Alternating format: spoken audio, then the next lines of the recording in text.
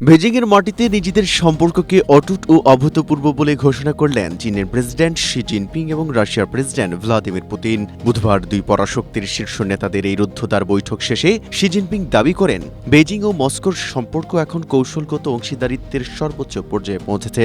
অন্যদিকে পুতিনও একাত্মতা প্রকাশ করে এই মিত্রতাকে ইতিহাসের এক নতুন উচ্চতা হিসেবে অভিহিত করেন। মূলত ২০২২ সালে ইউক্রেন যুদ্ধ শুরুর পর থেকে পশ্চিমা বিশ্ব যখন রাশিয়াকে একঘরে করতে চাইছে, তখন চীনের এই প্রকাশ্য সমর্থন ওয়াশিংটনের জন্য বড় এক চ্যালেঞ্জ হিসেবে দেখা হচ্ছে।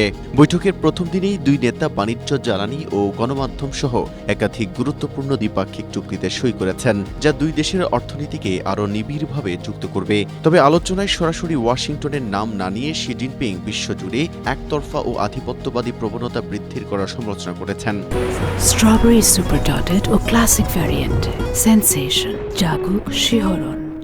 এমনকি বর্তমান বিশ্ব রাজনীতির উত্তাল প্রেক্ষাপটে হরমুজ প্রণালী নিয়েও আমেরিকাকে এক কড়া বার্তা দিয়েছে এই দুই মিত্র দেশ।